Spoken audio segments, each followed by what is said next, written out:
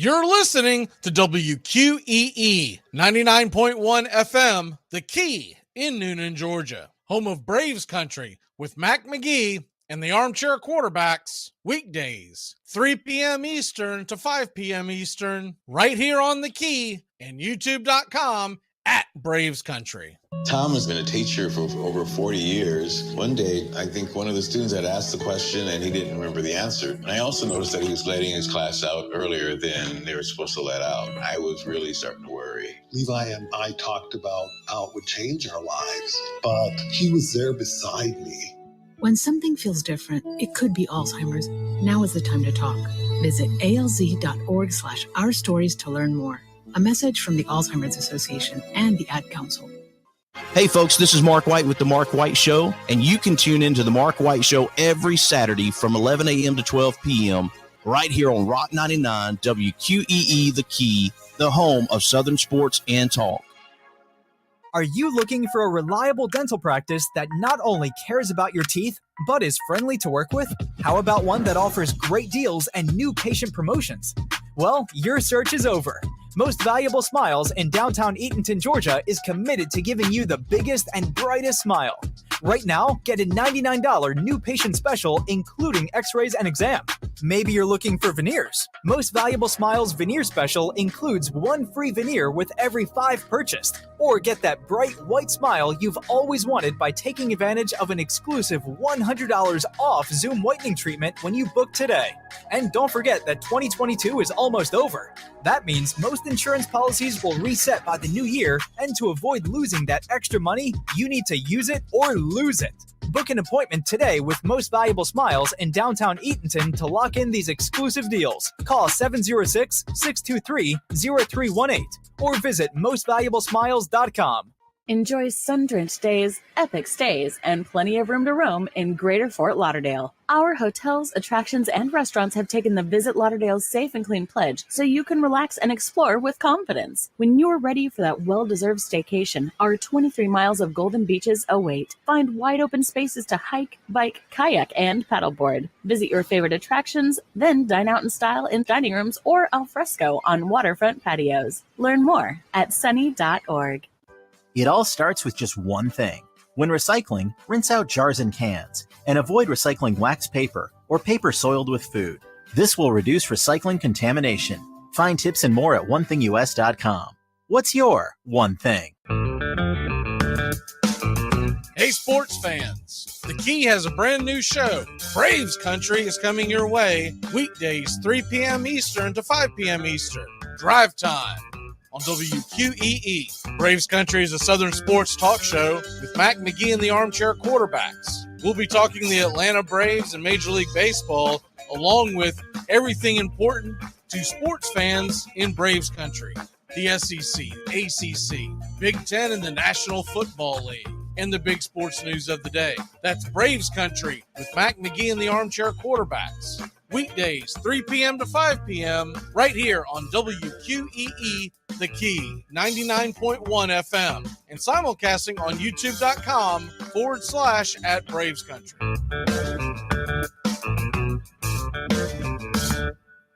At Shell, we know from the time you get up to the time you wrap up, good night, there's a lot of meetups, eat-ups, and hurry-ups.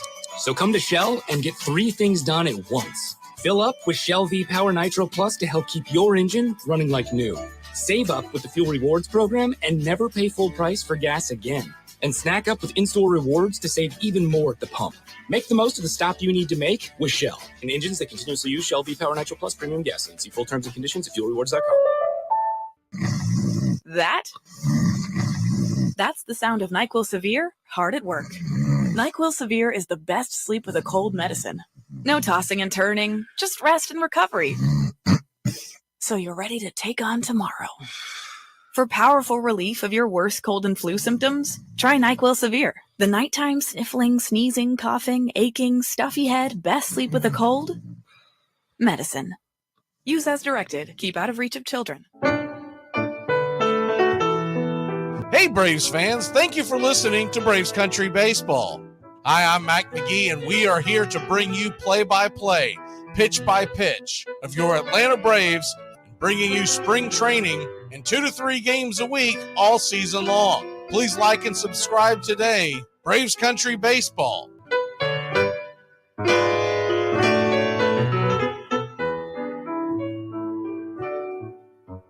Winter is the perfect time to start planning for your healthy, pest-free spring lawn with True Green, America's #1 lawn care company. True Green's science-based approach and local expertise will help give your lawn the year-round care it needs to be thick and weed-free. Go to truegreen.com. Just call 866-946-5956.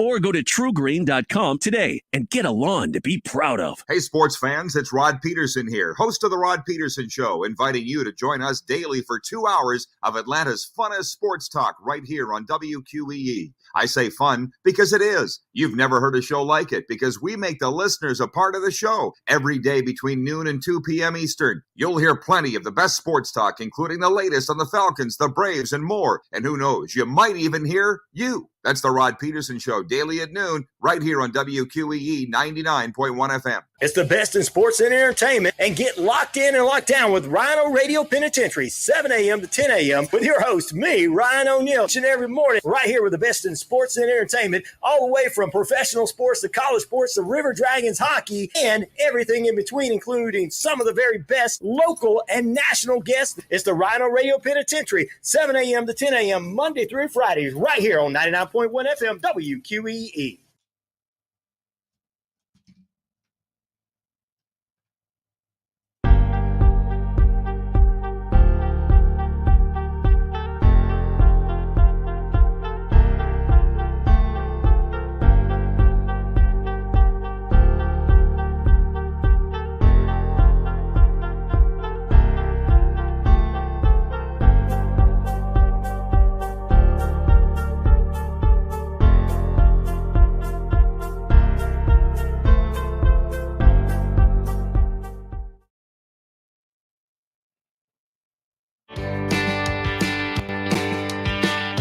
Hey, sports fans. Weekdays, 3 p.m. Eastern to 5 p.m. Eastern. Drive time on WQEE. Braves Country is a Southern sports talk show with Mac McGee and the Armchair Quarterbacks. That's Braves Country with Mac McGee and the Armchair Quarterbacks. Weekdays, 3 p.m. to 5 p.m. right here on WQEE 99.1 FM. You're listening to WQEE 99.1 FM, The Key in Noonan, Georgia. Armchair. You're listening to the Armchair Quarterbacks Sports Radio, #1 sports station. Good afternoon, and this is your Armchair Quarterbacks Sports Flash. Carlos Correa passes his physical this morning and signs with the Minnesota Twins. 6-year deal worth $200 million and a 4-year vesting option that could make it worth $270. Boston Red Sox Trevor Story will miss most of the season after Tommy John surgery. The shortstop turned second baseman is expected to fill the 6 hole and now is expected to be back well after the All-Star game. The naming rights deal between FTX and Miami-Dade County was terminated Wednesday by federal bankruptcy court, a move that allows the collapsed cryptocurrency exchange brand to be stripped from the arenas where the NBA's Miami Heat plays. All FTX signage and advertising at the arena will be removed. Big news coming out of Tallahassee. Former Florida State running back Trayshawn Ward has committed to Kansas State in the transfer portal, while Florida State brings in South Carolina defensive end Gilbert Edmonds. In a very busy evening, Mike Norvell and the Noles also announced that former NFL defensive back and Miami Dolphins secondary coach Patrick Surtain Sr. has been hired to take over defensive back coach duties for the Seminoles. And the Georgia Bulldogs are the betting favorites to win the national title next year. It would be their 3rd in a row. Favorites look like this: Georgia 1, Alabama 2, and Ohio State 3rd. And that's your Armchair Quarterback Sports Flash.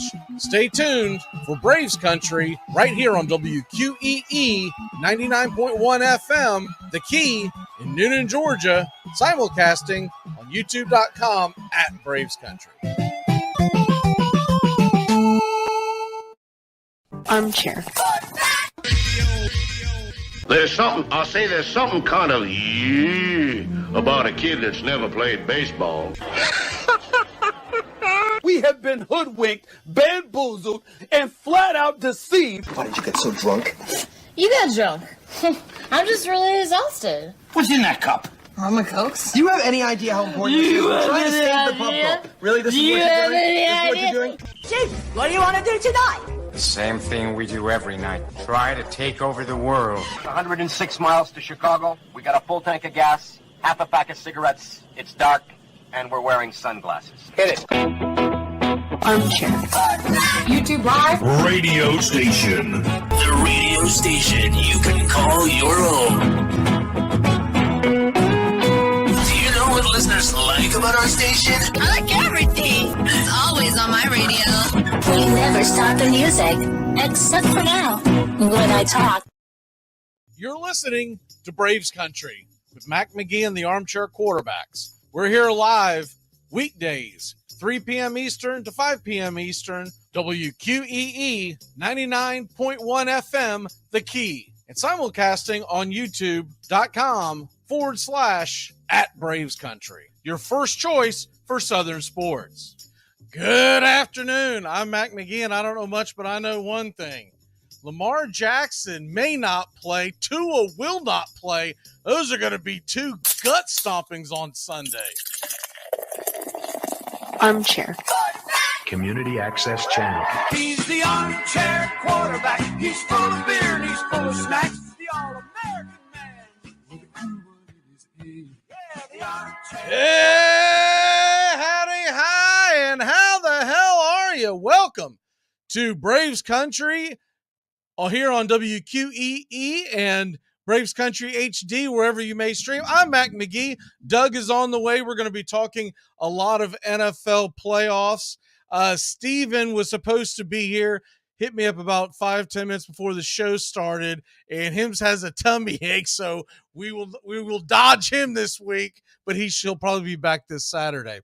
Let's get into what's going on in the world of sports, as Kobe Bryant would say. Steven's soft, but we knew that. He's a Hurricane fan, right? Okay. The biggest news I think that came out today, we kind of expected it, but you didn't know for sure. Tua is out. He will not play this weekend for the Dolphins.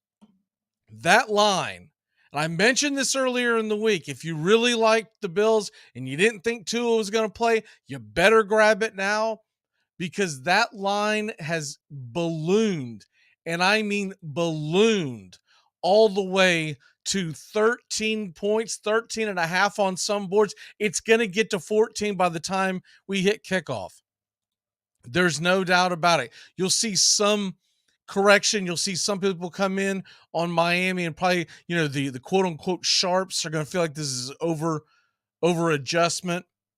But right now in Caesars, right now, I checked BetUS, I checked Bovada, I checked about 7 or 8 different books, and they're all hovering around 13 points. So basically what I'm saying is, if you're going to take this game and you like Buffalo, you better grab it now, because I do believe they're going to push this all the way up to an even 2 touchdowns. And you might even get 14 and a half. If you have watched the Miami Dolphins play at all for the last 2 months, even with Tua, the only win that they've had, here are the only wins that the Miami Dolphins have mustered since after week 8 of the season. Now realize that week 8 of the season, they were sitting pretty at 5-3. Since then, they won a very close game in Chicago against the worst team in football with the Bears. Beat them 35-32 in Chicago. They won a convincing game against a very bad Browns team, 39-17. But the Browns, realistically, wins-wise, got worse when Deshaun Watson joined the team and started. But from a logical standpoint, and you see the team, how they play, they're going to get better. It was one of those things that the Browns are going to have to do. Then let's take the last 7 games of the season. They had a 5-game losing streak sandwiched by a win against the Texans and a win against the lowly Jets with Joe Flacco at quarterback. And they won that game 11-6. That was actually a gimme score at the end. It was really 9-6. They did the what does Scott Van Pelt call it? The pitchy woo woo or whatever it is he calls it. But at the end of the game where you're ladling it, I always call it the Stanford Band. And there was a safety at the end. So really, Miami 9-6. They didn't score an offensive touchdown. It was 3 field goals and a safety, how they got to 11. And they're going to go into Orchard Park with that revved up fan base. There's a very good chance DeMar Hamlin's going to be at the stadium. He was released from the hospital earlier this week. He's back in Buffalo. I don't know if they'll have him come onto the field. That might be a little too much for him, but there's a very good chance that he's going to be sitting in the owner's box, be able to wave to the crowd, whatever. That place is going to be going bananas. I grabbed them much earlier in the week. That line at one point got down to 8. But I'm telling you now, it may sound like a high spread. The Miami Dolphins are going to get absolutely embarrassed by the Buffalo Bills. And the Bills will run that score up. It's a divisional game. These two teams do not like each other. And if they have a chance to run that score up, it is on. And you look at who they're going to have at quarterback, it's Skylar Thompson. Mike McDaniels, the head coach of the Miami Dolphins, commented today that they are going forward expecting Skylar Thompson to start, which means it won't even be Teddy Bridgewater, who's a game manager. Skylar Thompson is a wing and a prayer. He was 20 of 31 for 152 yards against the Dolphins. So he is for the Dolphins against the Jets. And this is at home. So he is the ultimate check down Charlie. Miami's running game is going to be hurting. Raheem Mostert, once again, did not practice. I don't think he's going to play. And that's going to get overshadowed. Jalen Waddle is questionable. I think he'll probably make a go of it. But what are they going to get out of Jalen Waddle? He had 5 catches for 44 yards. Tyreek Hill, who is arguably the best wide receiver, he's definitely the most dangerous wide receiver in the NFL. The best at this point might be Justin Jefferson, but the most dangerous is Tyreek Hill. He had 2 catches for 23 yards. 2 catches for 23 yards. And I'm looking here, they didn't even attempt a jet sweep or anything.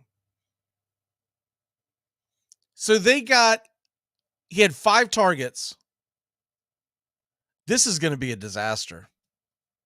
This is going to be the worst game of the weekend, and it's not even going to be particularly close. So whatever you have go on Sunday, when you get out of church or whatever it is you do on Sunday mornings, don't rush to the television, my friends. Don't rush to the television, because this is going to be Snoozeville. I'm planning on doing anything but watching this game and getting home, we'll say third quarter, fourth quarter, and get ready for the Vikings and Giants, which should be a fun game. I know the Vikings have a lot of firepower, and folks are going to be leaning on the Vikings -3. Proceed with caution with that one. The New York Giants played the Twins close just a couple of weeks ago in Minnesota. Took what, a 62-yard field goal at the gun to beat them. That's probably not happening twice. And You're going to have a fully rested Saquon Barkley. Daniel Jones, everyone snoozes on this guy and laughs at him and scoffs at him because he doesn't go out and put the big numbers out offensively through the air, but Daniel Jones can hurt you on the ground. So Daniel Jones will find a way to move the ball. More importantly, Brian Daboll, I believe, is going to be the key to this whole thing. And if you watched any of the Giants-Colts game, I think or skimmed over it, however there's so many ways to absorb sports nowadays. You can watch those condensed games, or you can watch them live, play by play, or maybe you caught it on the red zone. But Daniel Jones in that game, that is how I believe they want the game to go. Obviously, the Colts are terrible, but the Colts do have a good defense. Daniel Jones threw for 177 yards, 2 touchdowns, 19 of 24. He's kind of a check down Charlie. He's a little, honestly, Skylar Thompson is a raw version of what Daniel Jones is. He's never going to lead the league in passing. Daniel Jones, I'm speaking of. But if you build a good defense around him, which the Giants have, if you give him a running game, which the Giants have, and you have a coach in Brian Daboll, who, if he doesn't win Coach of the Year, it's fixed. It's rigged. It'd be an absolute joke if Brian Daboll does not win Coach of the Year. He took a terrible Giants team from last year, and honestly, you can argue a worse roster this year. He mentioned in all the preseason this was going to be a hard fight, a rebuild. There's going to be games where he thought the Giants may lose a lot of games, big games. He wasn't sure how this year was going to unfold.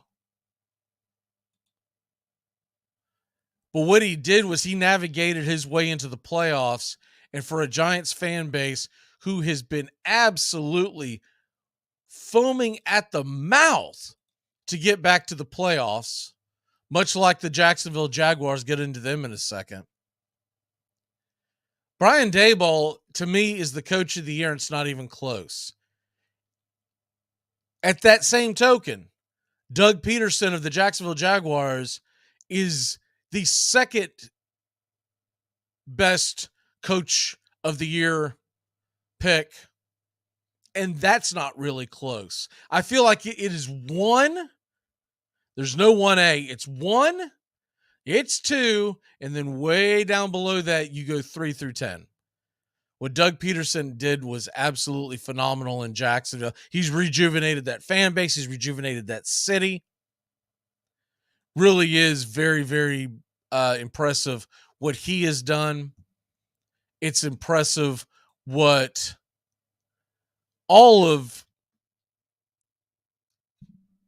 the Jacksonville Jaguars, the front office, what they brought in. And remember something about the Jaguars next year going into 2023. They're going to add Calvin Ridley. And you Atlanta sports fans know how good he is. We know he got in trouble with the football gambling. I didn't necessarily think that he needed to be suspended for life like they did with Pete Rose and Shoeless Joe Jackson, obviously, in baseball.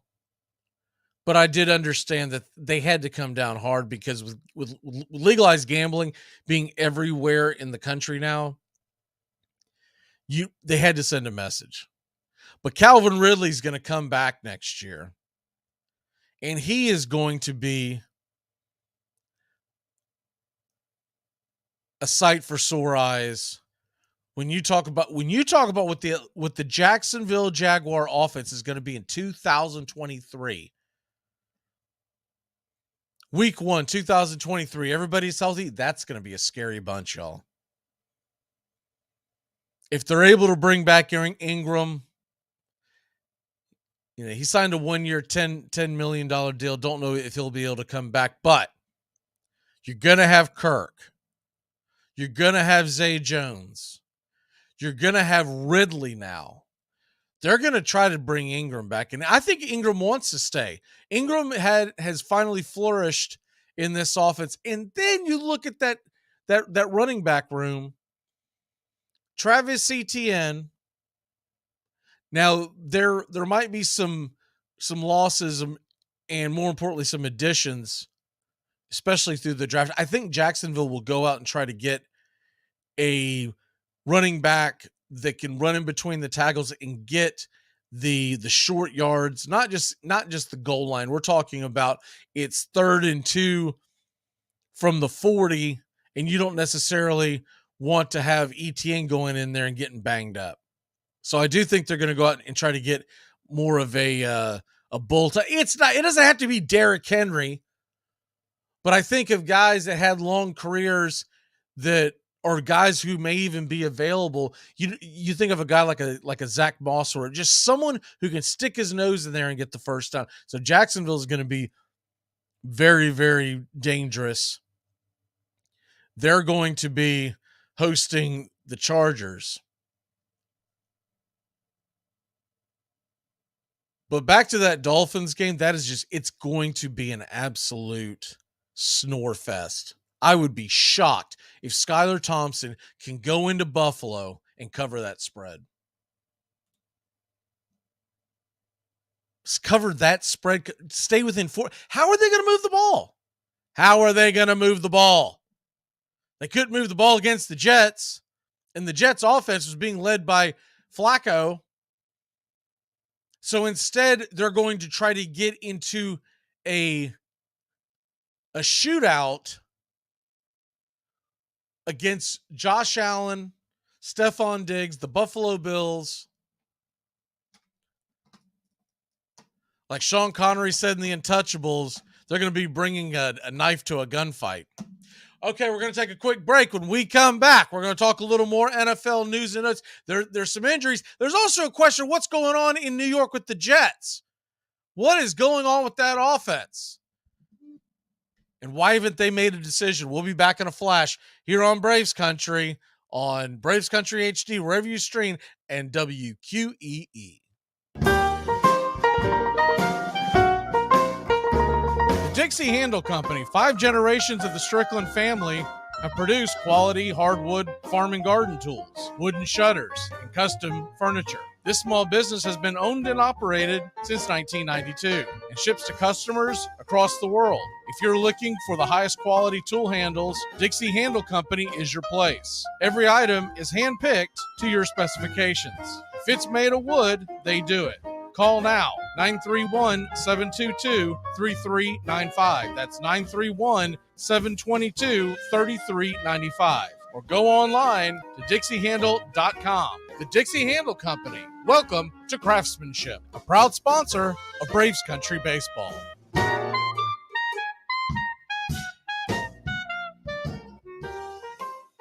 "15 minutes could save you 15% or more." Is that Shakespeare? Nope, it's Geico. Yeah, that's Shakespeare from one of his unpublished works.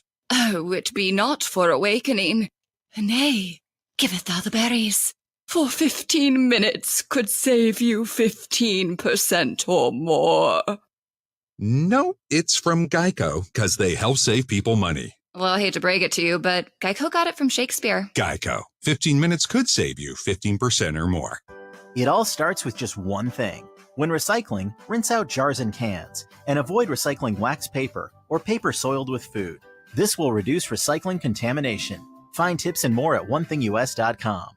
What's your one thing? You're listening to WQEE 99.1 FM, The Key in Noonan, Georgia, home of Braves Country with Mac McGee and the Armchair Quarterbacks, weekdays, 3 p.m. Eastern to 5 p.m. Eastern, right here on The Key and YouTube.com at Braves Country.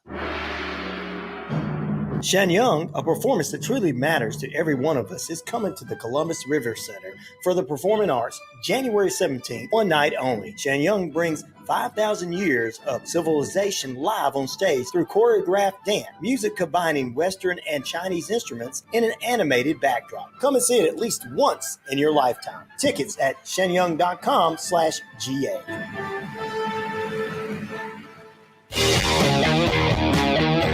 The NFL playoffs are back, and that means the Armchair Quarterbacks kickoff show is back.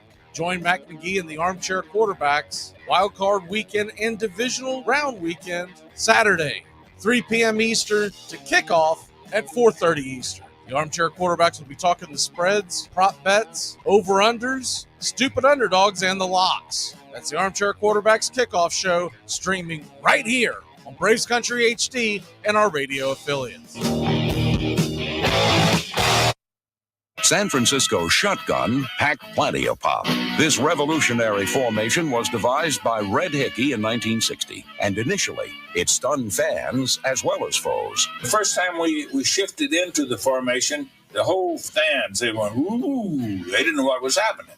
It had been in the paper that we were going to use some kind of a spread formation, but they had no idea how extreme it was going to be. The shotgun induced confusion and aroused curiosity. Well, naturally, the whole press corps wanted to know, what are you doing when you spread out like that? What do you call this? And being an old country boy myself, I used the word shotgun. And why I did, I'll never know, other than I say, being a country boy, and I did a lot of hunting my days, and I knew what a splatter load was with a double-barrel shotgun. So I just said it's kind of like using a shotgun. You spread out and just start firing. Armchair.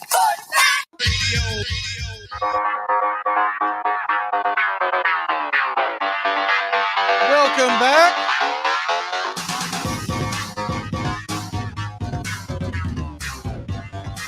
You're enjoying your hump day. We are right around the corner from the NFL wildcard weekend. Looking forward to bringing the show to you Saturday afternoon, 3 o'clock Eastern to 4:30 Eastern on WQEE and Braves Country HD, wherever you may stream. We're going to be bringing you the kickoff show. Should have a lot of fun, and got a lot of. We got some different stuff that we're going to do that we haven't done before. That we're going to have some fun with the NFL playoffs. One of them that I'm really looking forward to is the fake fan draft, and we'll explain all that on Saturday. But 3 to 4:30, first game of the weekend is 4:30 Eastern. That is. And it's going to be 49ers, Seahawks. And if you would have looked at it on paper, that looked like one of the biggest mismatches of the entire weekend. Possibly the biggest mismatch of the entire weekend. But this news that Tua is definitely not going to play. And they have changed their tune from yesterday evening. There were all these tweets coming out saying that Lamar Jackson was trending towards playing, which I had a hard time believing. And now they're doing the old flippity flop. And Adam Schefter tweeted out essentially that it's going to be an uphill battle for Lamar Jackson. Lamar Jackson hasn't played in like 6 weeks. To think that he's just going to roll out there and you're going to put him in the lineup and let's go. This isn't Madden. You're not just plugging in a video game and you find out that a guy is missing 4 weeks. If you've played Madden, you know what I'm talking about. And when he comes off the injury list, okay, let's go. Let's put him in there. And all his attributes go back up to the top. That's not what this is. This is a kid that, first of all, has never been a very accurate passer to begin with. And then when you add on to the fact he's missed 6 weeks, it will be. it's not just the accuracy of the passing that you're worried about, but it's the rhythm of the offense. And that offense, specifically because it is built around his talents, his ability to run the football, and for them to send several running backs in different directions. He wouldn't just come back and roll out of bed and throw for 250, rush for 80, and get in the end zone through the air and on the ground 4 or 5 times. That's just not how it works. You saw how rusty Jalen Hurts was, and for my money, he's still the NFL MVP. I don't care what all this other nonsense coming from the other. Look, Jalen Hurts, if you think he's not the NFL MVP, then explain to me a couple of things. A, they were ridiculously dominant before he went out. They had one loss. Ridiculously dominant. Then he misses 2 weeks. 2 weeks. And they can't buy a win. Both of them were close losses. And in 1 week, the offense scored quite a bit and on the road in Dallas, but Dallas's defense is not what it was at the beginning of the year. They got to tighten that up, by the way. We'll get into that. And then they come home against the Saints and should have been able to move the ball. The Saints have a solid defense, but as bad as that offense was, they had so many opportunities. But the Eagles were going 3 and out, 3 and out, 3 and out. Then he comes back. And I get the Giants were benching a lot of guys, but you only bench so many. It's only a 53-man roster. It's not a 98-man roster. So he comes out, and they did struggle, but he got the win, and it was a convincing win. I understand they scored a late touchdown, and they had an opportunity on an onside kick to maybe put a scare into them. But really, at that point, it did not matter. Because if you look at the totality of the situation, if they were getting alerts, the Cowboys were toast. They were down 3 touchdowns with 4 minutes left when that onside kick took place. And the Vikings had gotten blown out. So Jalen Hurts is the most valuable player. And if you don't think he is, get over yourself. I don't know what it's either A, you hate the Eagles. B, you don't like Hurts because either A, you hate Alabama or you hate Oklahoma. I don't know what it is, but it's a fun offense to watch. I'm a Titans fan primarily, and I still say A.J. Brown is fun to watch with the Eagles. How is he not? You can still be a fan and still appreciate the athlete. You got to be able to separate the jersey sometime.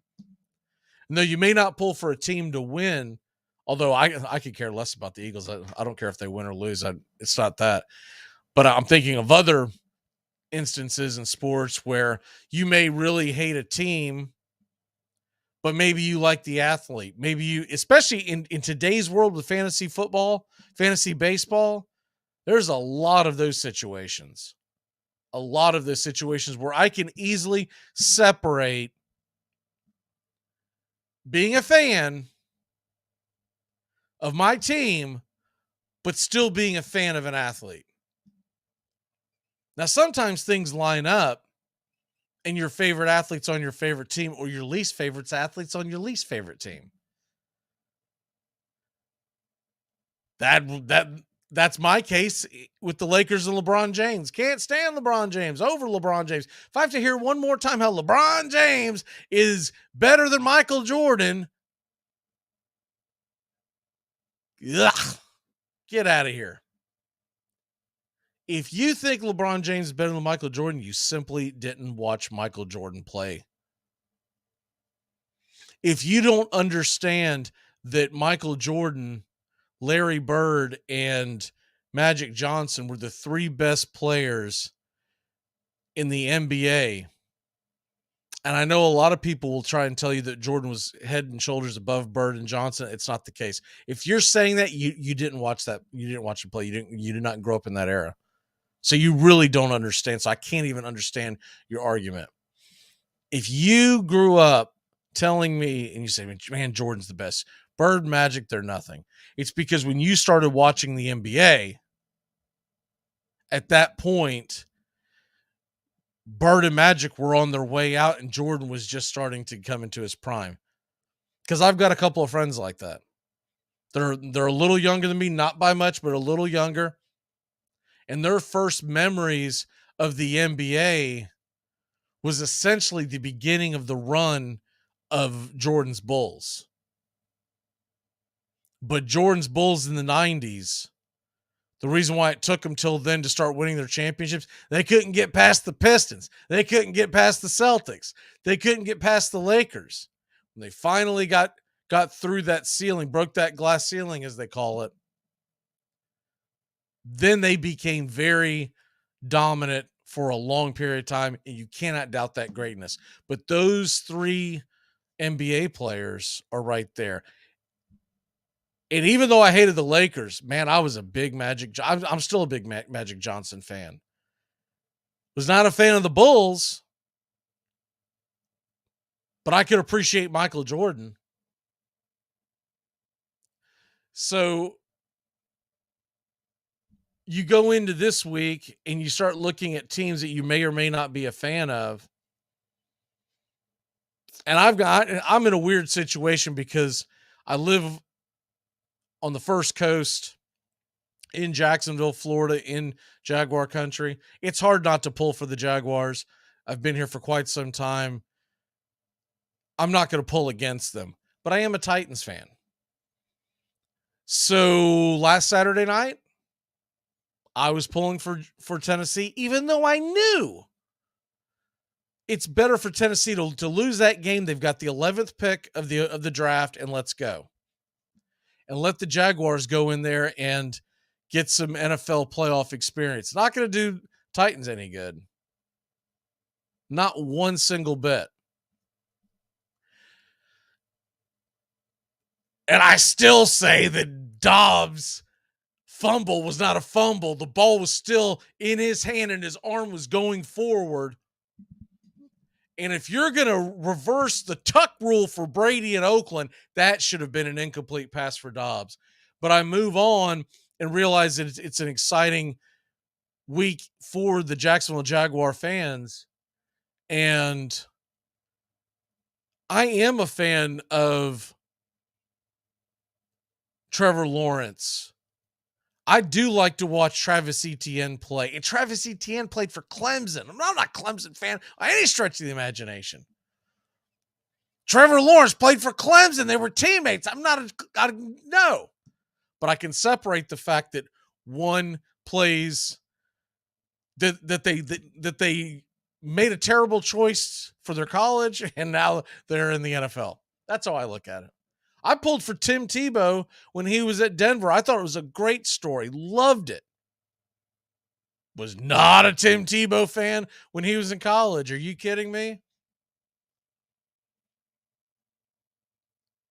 So I guess going into this weekend, what I'm looking at is when I look at some of these teams and the players that I like, I grew up a Dolphins fan, but no longer is my allegiance there. I never lived in the area. It was just at the time when you grew up in Florida at the time, you had two teams on TV. The 1:00 game was the Miami Dolphins and Dan Marino. The 4:00 game was the Tampa Bay Buccaneers and wherever schleb they pushed out there that year. And I didn't want to be sitting in the house at 4:00. So I typically, and I'm talking about, this is when I was a young kid, I typically would watch the first half of the Dolphins. Then me and my friends would go out and play. We go play football or whatever sport we wanted to play out in the yard, out at the park, at the local park. Sometimes we would play the early game and I'd get back in time to catch the Dolphins in the third and fourth quarter. But when I moved away, and this was before the NFL Sunday Ticket, and moved into the Nashville area, it became increasingly more difficult to follow the Dolphins because they were never on TV in Nashville, Tennessee. And then when they did Dan Marino dirty, Dave Wanstead, when he did Marino dirty, I stopped pulling for him right then. So I still hung in there with the Dolphins for close to 10 years after moving to Nashville. But when they did Wanstead dirty, I quit pulling for the Dolphins. And at that same time, they came with that goofy, cartoony-looking dolphin. They've sharpened it up a little bit, but it's still terrible. It's still a terrible helmet. The original helmet they wore in the 70s and the 80s and into the 90s, that was the Dolphins helmet. What they wear now, it looks like something that we splashed on Nickelodeon screen. But with that being said, I like watching Tua to Tyreek Hill. It's a fun connection. Tua to Waddle. But we're not going to get that on Sunday. We're going to get I'll tell you what we're going to get. We're going to get a bunch of check down Charlie, some bubble screens. They're going to hope that they can break a tackle, and the Buffalo Bills are going to mash them. The Giants and Vikings, I've always been kind of a Giants fan in the NFC. It's a long story on that. Won't bore you with that. But so I am pulling for the Giants on Sunday, but man, I am a big fan of a lot of the players that play for the Vikings. And how can you not be? Because when you get involved in fantasy football, you start paying attention to the player, not the team. Justin Jefferson is a fun player to watch. Dalvin Cook, we'll see if they can get him going. He's been kind of struggling from the line, but he's been a really good running back. Ravens, I am not a Ravens fan by any stretch of the imagination, but I really like watching Lamar Jackson do his thing, but I don't think we're going to get that this Sunday. I think we're going to get Joe Burrow, who I've become a bigger and bigger fan of, and Jamar Chase. How can you not be a fan of that connection? Along with T. Higgins. That entire Joe Mixon, that entire offense is just built to go. I just got a feeling Sunday's going to be a dud. It's going to be sandwiched between the two. You're going to get the 1:00 game, Bills, Dolphins -13. You've got the Bengals, Ravens -8. And if you like that line, you better jump on it because Lamar Jackson, I don't think he's going to play. We're sitting here on Wednesday. He hasn't practiced one time. The line has moved from 6.5 to 8. And as soon as they come out with he's out, I think you're going to get very similar situation where he's going to be worth 4 to 5 points. You're going to see that line go somewhere around where the Dolphins Bills is right now at 13. A lot of Viking fans are on the cliff right now and talking about how they just feel like they're going to lose. They feel like they're going to lose. I don't think that's the case. I think the Vikings probably will beat the Giants. I'm just pulling for Saquon Barkley and the Daniel Jones and really like Brian Daboll and see if this team of mosh posh misfits can find their way into the next round. They're not going to the Super Bowl. Don't get me wrong. This is not going to be an Eli Manning type story where they just keep winning and you don't understand why. There's a sports clock on the Giants, and I think it's this round, and then that's where they're going to meet their match. Because they can find a way to beat the Vikings in Minnesota, maybe, but they're not going into San Fran, and they're not going into Philly and winning. We got to take a quick break. When we come back, more NFL playoff talk. Take a look at a couple of the lines that have moved once again, and Doug's on the way. We'll be back in a flash here on Braves Country HD. Why do you keep your mouth shut? I'm not taking off my clothes today. I'm styling and profiling. You just be glad I'm here looking the way I look. Armchair.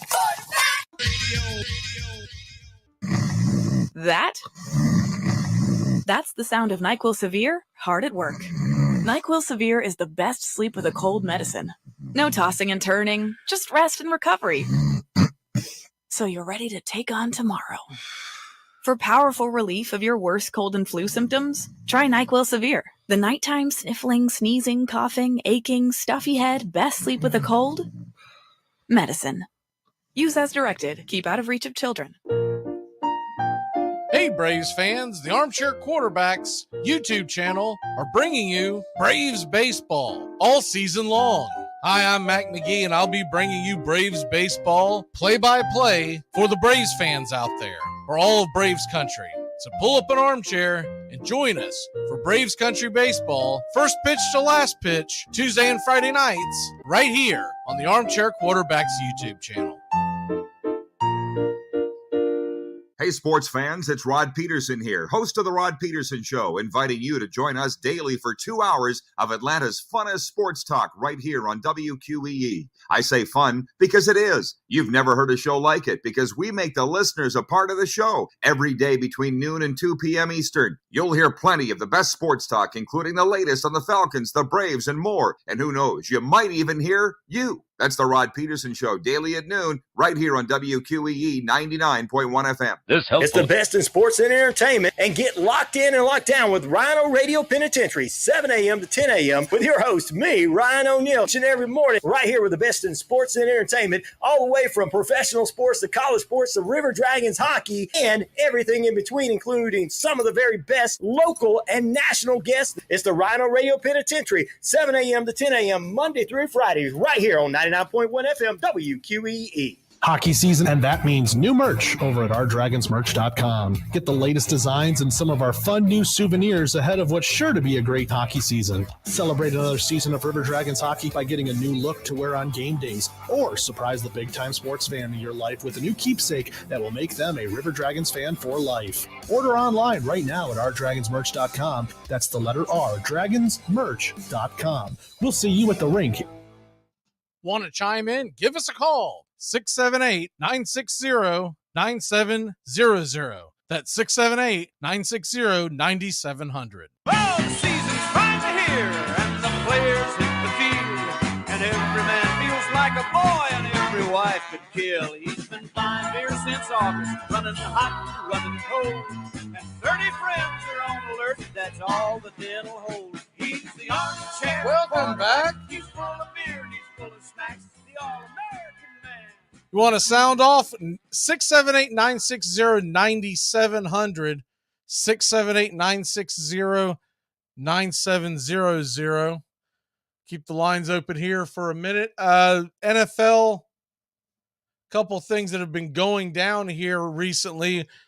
When you look at the NFL lines that have moved, one of the ones that I'm a little leery of is that line. Money has moved towards the Cowboys. They are now a 2.5-point favorite. It was down to 2 yesterday. And I'm a little surprised by this. I know the Bucs have looked bad. They've been very kind of schlepping it around. And it's not that I don't think that the Cowboys can win the game, because they definitely can.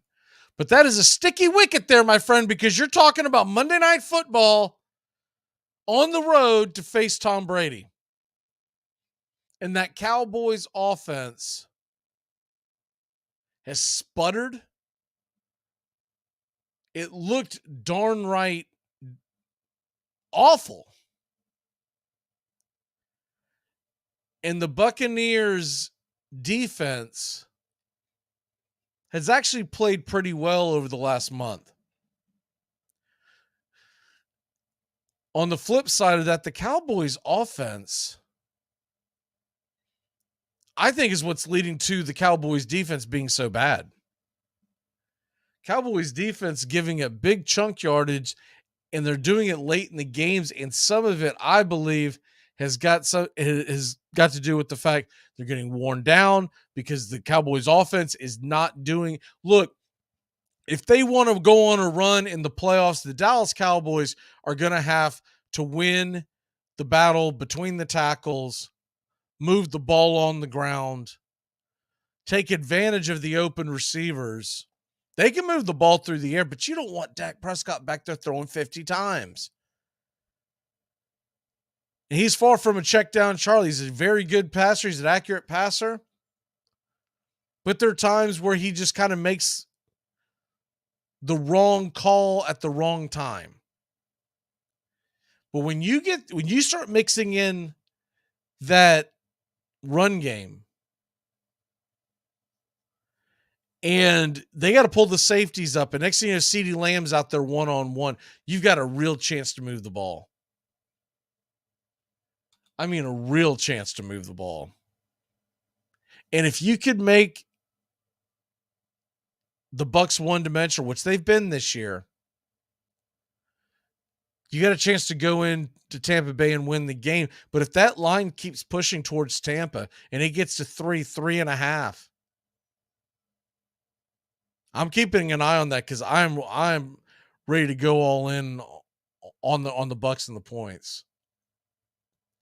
I don't think I'm going to go hero ball and take the money line because but if I can get a field goal in my back pocket and a Monday night game that if Dallas does win, I don't think they win by much. I don't think it's a game where they dominate. I think they win by one score, and I'd be willing to hedge my bet that one score is going to be a field goal and not a touchdown. Tom Brady, very competitive. He finally woke up and found Mike Evans a couple of weeks ago. Evans should be ready to roll. We'll see what happens. But Evans didn't play in the game against Atlanta, but they used Leonard Fournette very sparingly last week because they are saving up playoff Lenny, as they call him. And Leonard Fournette is going to be the workhorse in that game. I don't care what you've seen out of Rachaad White. If you're doing DFS fantasy or doing any kind of prop bets, they are going to lean on Leonard Fournette because he's been there before. He's done it before. He's proven he's done it before. And Tom Brady always leans on the guys that he trusts. It's why in the playoffs, you always see him go to Edelman. You see him go to Welker. He wasn't trying to stretch the field. Other than that 1 year with Randy Moss, he wasn't trying to stretch the field. It's going to be the same situation. And the best case scenario for the Tampa Bay Bucs would be to go out there and get an early lead, and then you make Dak Prescott one-dimensional. But they've got two really good running backs.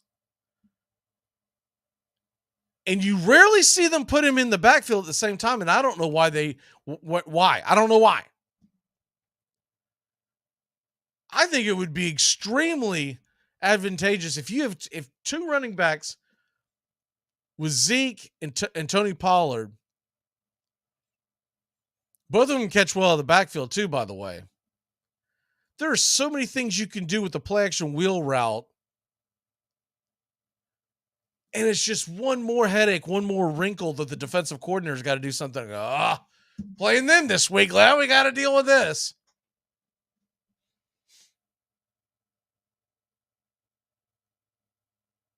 So you've got the NFL playoffs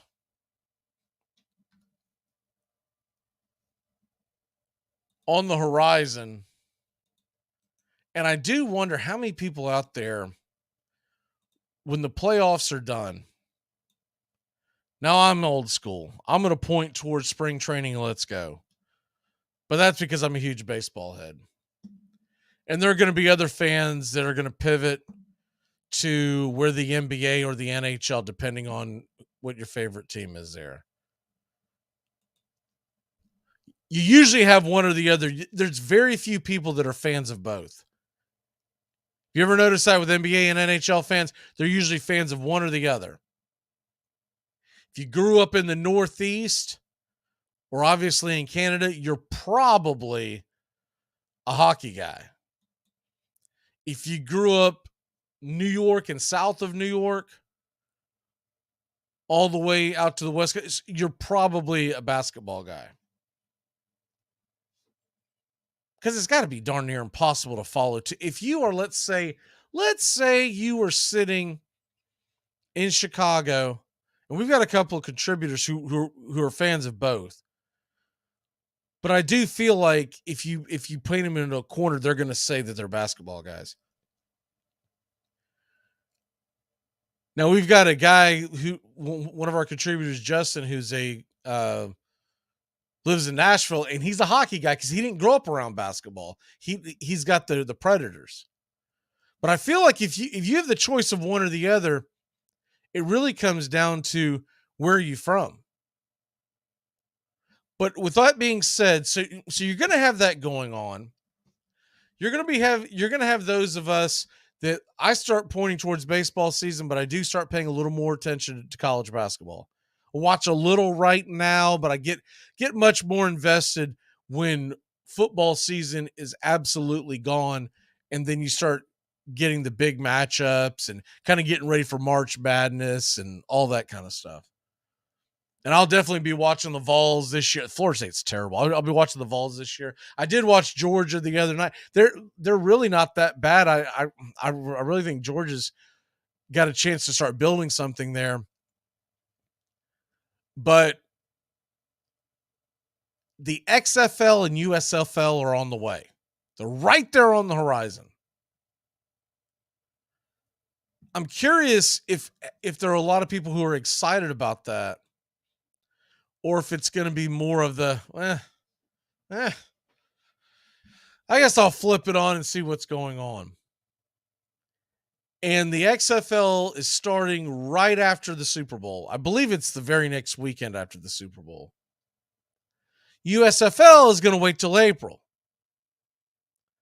And whoever has been in charge of marketing the USFL to this point has swung and missed repeatedly. Last year, they debuted the league and they kept the whole thing in Birmingham. There were no fans in the stands. Now, there were fans allowed to come to the stands, but they sold it as, well, we were worried about the pandemic, et cetera, so we didn't want to get in these different cities and come to find out. So they had them all playing in a bubble, essentially. It was basically, it was like the NBA season in 2020. And nobody watched it. It was ridiculously boring. It was absolutely mind-numbing to have to watch that. I wonder how many fans are going to actually give them a second shot. Now, the USFL comes in, and they're going to have what? I guess that's about a 6-week jump start on the USFL that the XFL will be.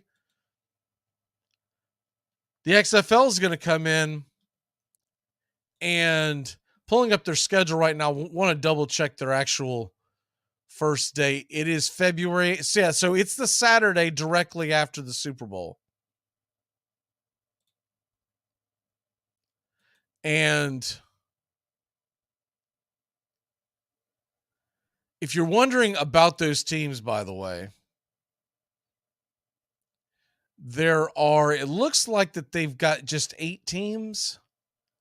I thought they had more than that, but I'm only seeing 4 games a week. So that's got to be what it is. I can't imagine any of them are taking the first way. I can't imagine they're implementing a bye at the beginning of the season. So right now you got the Vegas Vipers, the Arlington Renegades, the Houston Roughnecks. I really like their logo. They've got a sharp logo. Orlando Guardians. Their logo, it looks like I possibly drew it. I'm not a big fan of this one. St. Louis Battlehawks. It's a cool name. The logo I could take or give. San Antonio Brahmas.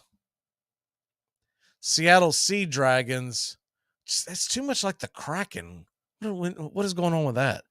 And the DC Defenders. So San Antonio, Texas, Houston, Texas, St. Louis, Missouri, Seattle, Washington, D.C. So you do have one team on the East Coast. Orlando, Houston. What was it? Oh, Vegas, another West Coast, Midwest. I guess that's really West Coast, and Arlington. And I'm assuming that's Arlington, Virginia, but I could be wrong about that. But they're going to be playing the very week after the Super Bowl. And so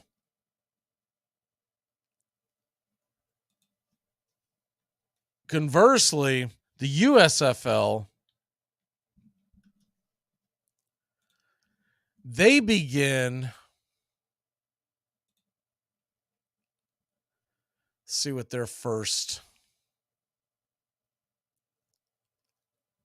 First of all, the USFL, they have. Well, this is weird. They have it broken up as there's 8 teams. Or is that 9 teams? Tampa Bay Bandits are on hiatus in 2023. What? I don't even know what that means. I'm already starting to lose interest in the USFL. You got a team who's on hiatus. So you've got 8 teams. It's New Orleans, Memphis, Houston, Birmingham, Pittsburgh, Philadelphia, New England, and Michigan. So what it really feels like is that the XFL is a little more West Coast, and the USFL is going to be more East Coast. Though you have a couple of East Coast teams in the XFL, most of them are out west. And the only team that you could consider possibly a Western team, which they aren't really, is the Houston Gamblers. And they had an opportunity to grab fans like me who grew up with the USFL. I mean, I'm one of those few cats out there that actually went to USFL games. I remember seeing the Jacksonville Bulls and the New Jersey Generals back in the early 80s. We went out there and watched. The Generals came to town, and we watched Herschel Walker and Doug Flutie. And I remember it was an incredible game. And I remember, biggest thing I remember is that the refs blew the field goal call, but back then you didn't have replay. But already I'm thinking to myself, what is this? They're on hiatus? Like, what is that? You just got to shut the team down. The only thing I'm thinking of is that someone else has agreed to buy the team, but they can't get it together yet. Or there's a combination of the fact that they won't have the even number of teams. But the USFL not playing until April 16th. Wow. All right, we're going to take a quick break. When we come back, more on the world of football. We got some baseball stuff to touch on here around the break, and Doug's on the way to talk some NFL playoffs. We'll be back in a flash here on Braves Country. Keep it locked in. You're listening to WQEE 99.1 FM, The Key in Noonan, Georgia. Armchair. You're listening to the Armchair Quarterback Sports Radio, #1 sports station. Good afternoon, and this is your Armchair Quarterbacks Sports Flash. Carlos Correa passes his physical this morning and signs with the Minnesota Twins. 6-year deal worth $200 million and a 4-year vesting option that could make it worth $270. Boston Red Sox Trevor Story will miss most of the season after Tommy John surgery. The shortstop turned second baseman is expected to fill the 6 hole and now is expected to be back well after the All-Star game. The naming rights deal between FTX and Miami-Dade County was terminated Wednesday by federal bankruptcy court, a move that allows the collapsed cryptocurrency exchange brand to be stripped from the arenas where the NBA's Miami Heat plays. All FTX signage and advertising at the arena will be removed. Big news coming out of Tallahassee. Former Florida State running back Trayshawn Ward has committed to Kansas State in the transfer portal, while Florida State brings in South Carolina defensive end Gilbert Edmond. In a very busy evening, Mike Norvell and the Noles also announced that former NFL defensive back and Miami Dolphins secondary coach Patrick Surtain Sr. has been hired to take over defensive back coach duties for the Seminoles. And the Georgia Bulldogs are the betting favorites to win the national title next year. It would be their 3rd in a row. Favorites look like this. Georgia 1, Alabama 2, and Ohio State 3rd. And that's your Armchair Quarterback Sports Flash. Stay tuned for Braves Country right here on WQEE 99.1 FM, The Key in Newnan, Georgia, simulcasting on youtube.com at Braves Country.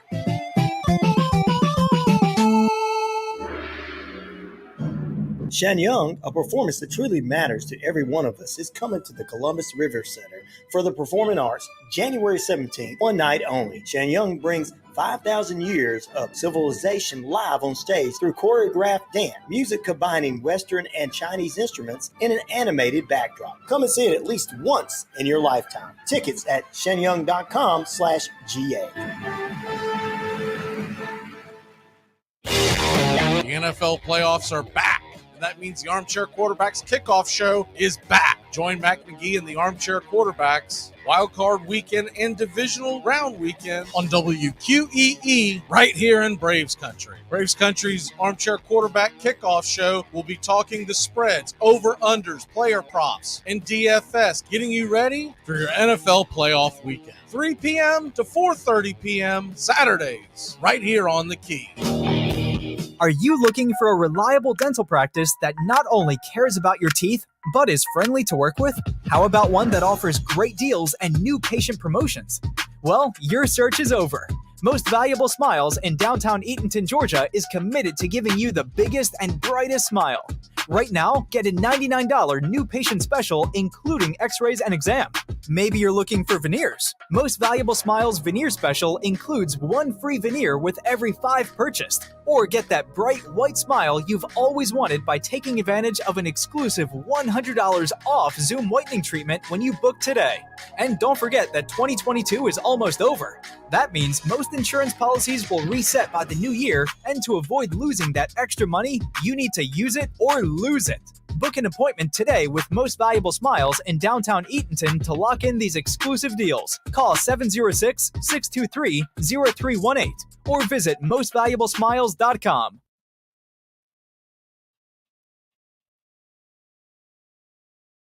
It's the best in sports and entertainment, and get locked in and locked down with Rhino Radio Penitentiary, 7 a.m. to 10 a.m. with your host, me, Ryan O'Neill, each and every morning, right here with the best in sports and entertainment, all the way from professional sports to college sports to River Dragons hockey and everything in between, including some of the very best local and national guests. It's the Rhino Radio Penitentiary, 7 a.m. to 10 a.m. Monday through Friday, right here on 99.1 FM WQEE. But if the pain of the 60s seemed greater, then so did the love. If you didn't love the game, it wasn't any use to play because there wasn't any money in it. I think I played during the era of football as a game. I never thought of myself as a crass mercenary. I thought of myself as an athlete, and how much more fun could a young, oversized fellow out of college have? From the decade's first champion to its last, the 60s presented pro football as a microcosm of a vibrant and changing society on its way to bigger and better things.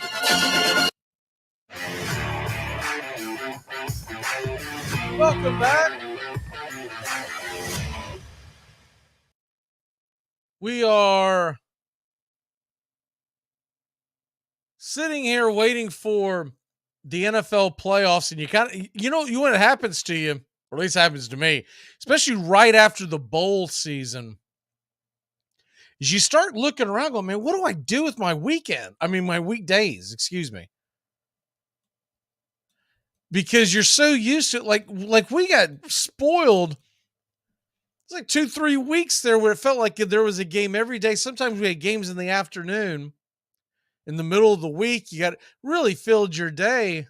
By the way, the college football national championship odds are out. Georgia is a plus 260 now to repeat, be a 3-time back-to-back national champion in the Caesar Sportsbook now. So some folks have jumped on that.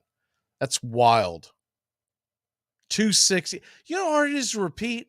And people are hedging their bet that they're going to keep it between the hedges for 2023. Alabama's plus 500. This is on DraftKings. I'm sorry, I think I said Caesars. Ohio State plus 750, Michigan 10-1, USC 14-1, Clemson 16-1, LSU 8-1, Florida State 20-1, Tennessee 22-1, along with Texas, and Notre Dame is 25-1, Penn State's 25-1, Oregon 25-1, and Washington Huskies, they're 25-1. That's on DraftKings. And if you say, well, who would you bet on? If I'm going to give you my money to hold on to for an entire year, I want big odds. So I'm not putting a lot of money on future bets. I never do, but a lot of times I'll put money on, like the Braves to win the division or something like that. Man, I'll tell you what, that Tennessee 22-1 is really looking good. Because they had a very strong argument of being in the national championship playoffs until that debacle in South Carolina. They're going to be a year older, a year wiser. Now they're going to have a little tougher road because they're going to have to go to Gainesville. They're going to have to go to Tuscaloosa. I think they'll get Georgia at home. But they better figure that game out. They better figure out a way to win that game. But you got to figure between Georgia and Alabama, Tennessee will probably drop one there. I still think they're light years ahead of Florida. They'll end up, especially now what's going on with University of Florida. I mean, that is a disaster. That is an absolute disaster. Losing guys in the portal. They had a good recruiting class, but that usually takes a while to mature. They're getting killed in the portal. Last number I saw was the 26 players they lost. Now, they brought a few in, but 26? That tells you right there that Billy Ball is not being recepted well by the kids that are there. Now, maybe that's a good thing if you're a Florida fan, but it is an eyebrow raiser. So I think the Vols will win in Gainesville. I haven't looked at their 2023 schedule yet before I would lay any kind of hay on a futures bet. That is the first thing I would go to, is go to the team's schedule and go, well, what does it look like? I know that Florida State 20-1. I would now to make the playoffs, maybe, but they're not. You can't convince me that Florida State is going to make the transformation jump from where they were this year at the end of the year. And I know they won a couple of really exciting games against Oklahoma and Florida. Oklahoma and Florida are not exactly the Dallas Cowboys, right? As people like to say. Well, you're going to make that transformation all the way to winning it all. They got a lot of kids coming back, and they are now ranked number 1 in the portal, by the way. Saw that yesterday, and got that big transfer, the edge rusher from South Carolina. What an incredible play that was.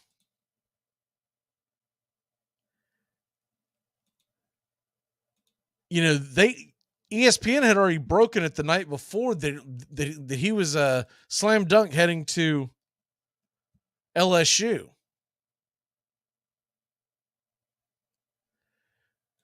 You look at some of these transfer portal rankings, and it really depends on where you go. Like I noticed on 3 that's become more and more popular. They still have Florida State at 4th, and Auburn 3, SMU 2, UCLA 1. USC is up there. I doubt Georgia's in there because Georgia has not lost many. They also haven't brought many in. They've been building more through the high school rankings. Georgia's 21st, but you lost 3, you gained 2. There's really not much of a metric there. And on 3's metrics, looking at that, I'm not a big fan of the way they do that. That's kind of goofy. But the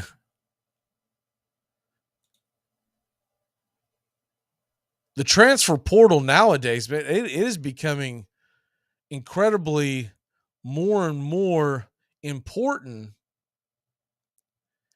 that you get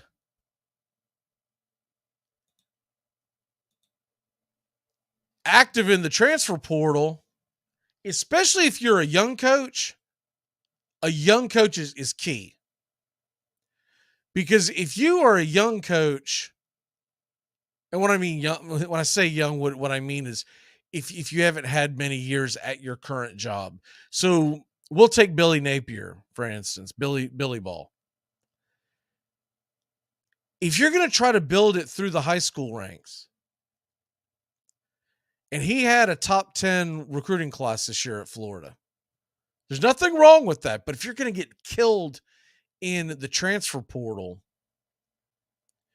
what's going to end up happening is, yes, you're going to get this high ranking for your high school recruits, because you're going to have many more scholarships to give. But how long is it going to take for you to get all these kids in, develop them, and turn those into the almighty, what everyone cares about is W's on the field, right? Conversely, you look at what Norvell has done, because what Norvell has done at Tallahassee was just no one saw it coming, and he's done it pretty much through the portal.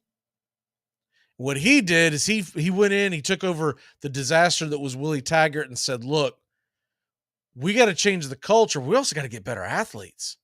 These athletes that we have that Willie Taggart's bringing in because he's just terrible at recruiting. We got to get rid of these kids, and we got to bring in our own. So that's what he did. In the first year, obviously, was a wash. 2020, we all know that. 2021, he brought in a bunch of kids that were ready to roll. Jermaine Johnson comes to mind, obviously. And now 2022, he does it again. And now 2023, he's got a wave coming in. An absolute wave coming in. Because he just got the kid from South Carolina, but then also, if you've been sleeping on this, he got 2 of the top 3 tight ends in the country. So that's just, I mean, to me, that whole thing is just amazing. And what Deion Sanders is doing out at Colorado, USC's been very active in the transfer portal. And you know it's got to be easy to go, come on, where are you at? Middle of nowhere, USA. Come on out to sunny California. And you know Southern Cal's got a lot of money. So you know those NIL deals are through the roof. I'm sure their taxes are through the roof too, but you know those NIL deals are through the roof. That's why UCLA has turned it around. So, because how many kids who are frustrated wherever they're at, you pick the school, doesn't matter if you're a fan of the school or not, you pick whatever town USA, and they go, you know what? You're 18 years old, you're 19, maybe 20. You're like, I can go to LA, make it big, go out there and play football, maybe make a name for myself. But regardless, the way kids are today, they get to Los Angeles. Maybe they have dreams of being in the movie or TV business. Maybe they just want to grow their TikTok followers. Who knows? But you go to LA, you got a lot better chance of doing that.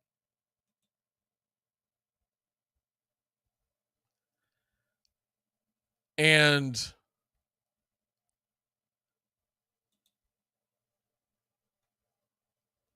it's going to continue to be interesting. It really comes down to a philosophy. You take Dabo Swinney at Clemson, who's had phenomenal success, right? But this NIL deal is just new. He hasn't been very receptive to the transfer portal, and he wants to build it through the high school ranks. And he's old school, and I think what he's thinking is, A, I've built a brand so I can go out and get top recruits. And B, He's been very stingy as far as saying, I don't want kids coming in here. If you didn't want me out of high school, don't bother. Because he's trying to draw the line and say, look, if you want to be with me, you got to do it at the beginning. And then he has a way in to develop you, et cetera, et cetera. But what he hasn't been hit with yet, and I'm not necessarily saying it's going to happen, but you never know. What he hasn't been hit with is what happens to Dabo Swinney when he finds out one day that, and it not just Dabo, it could happen to Nick Saban, it could happen to, it could happen to Kirby Smart for that matter. But what happens when he comes in and he's been so bucking against bringing all these transfers in? What happens if he goes in and 15 kids or 26 kids like at Florida, 15 kids go, we're out. We don't like being backups. There's too much competition here. It's gotten too hard, which with today's society is very likely to happen. Or I've gotten an NIL offer. They're not supposed to be doing that, but they're doing it. It's the Wild West. There's no laws going on.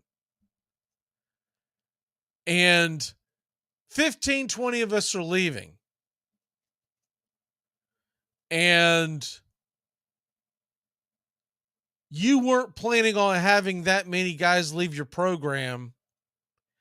And the NCAA still has that cap on how many high school scholarships, although they've bent that a little bit because of the portal. But let's say you lose 15 to 20.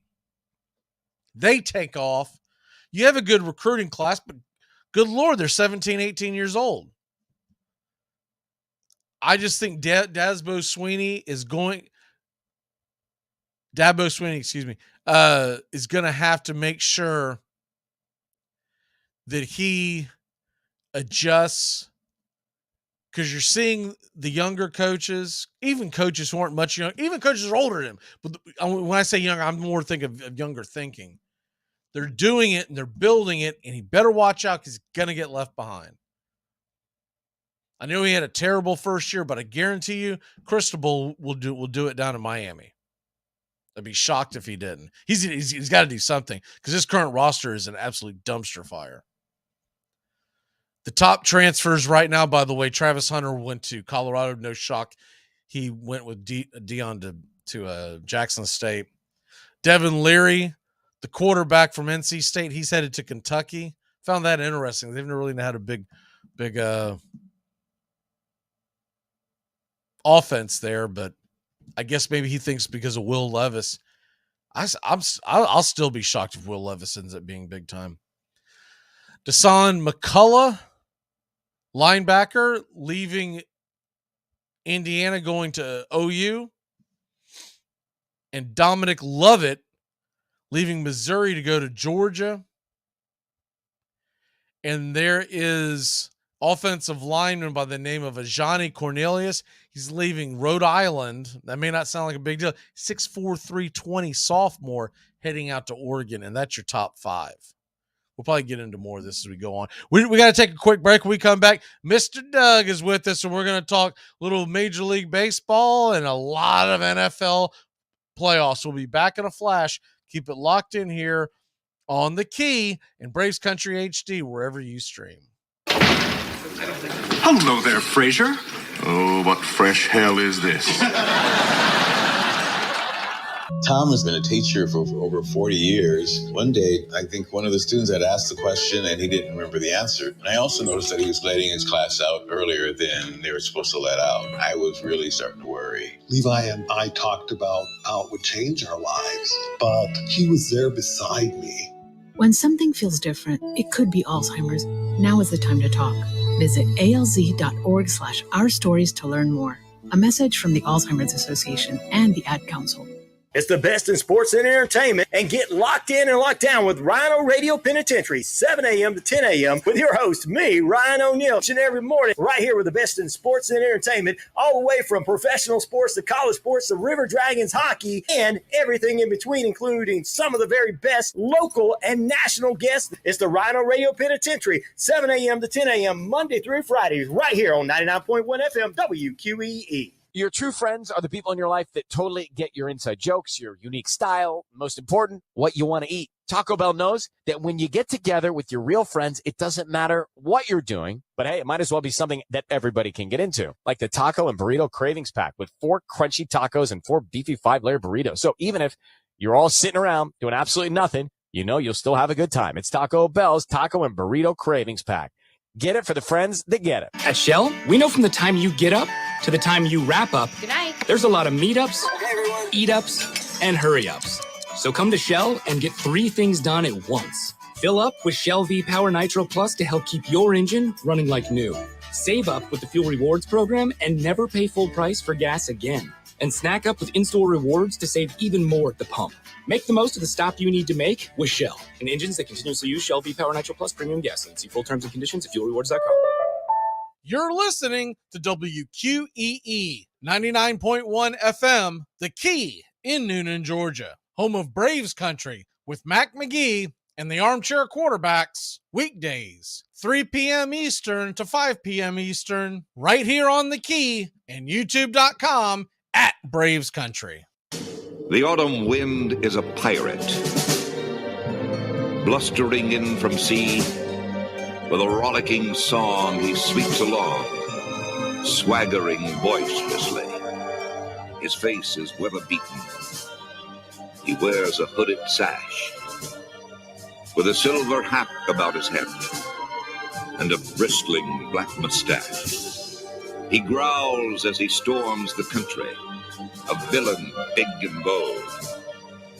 And the trees all shake and quiver and quake as he robs them of their gold. The autumn wind is a raider, pillaging just for fun. He'll knock you round and upside down and laugh when he's conquered and won. Armchair.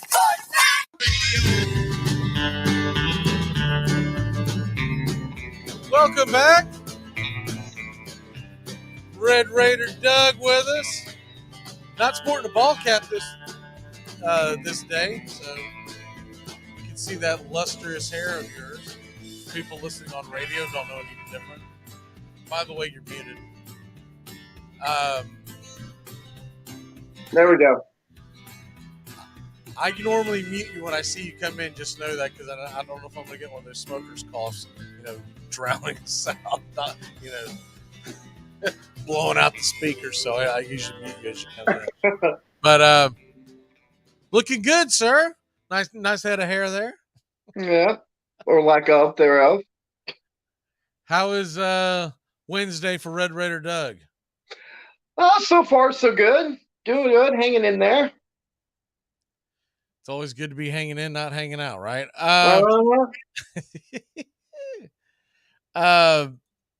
By the way, breaking news, I just put it on the screen. Nelson Cruz signs a 1-year deal with the Padres. Of course he did. Every single player goes to the Padres. This is like the equivalent of the NIL deal I was just talking about. I don't know. Where's he going to play? Because he can't play offense anymore.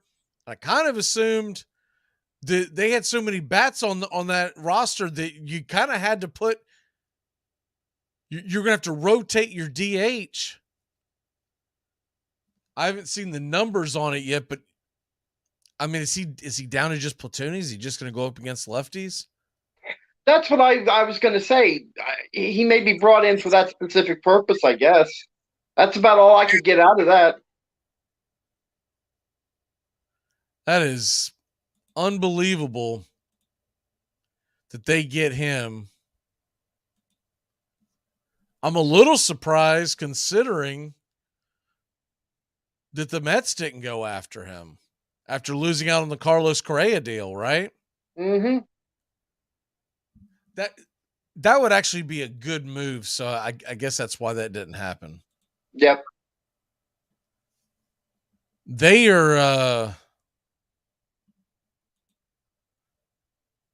man, I'm going to try to pull up the numbers here to see what he signed for. Cause all I got was the breaking, man, Indiana's losing another guy. Dylan Lanier, defensive back for the Hoosiers, has entered the transfer portal. So they've had a couple of decent years, went out and did okay in the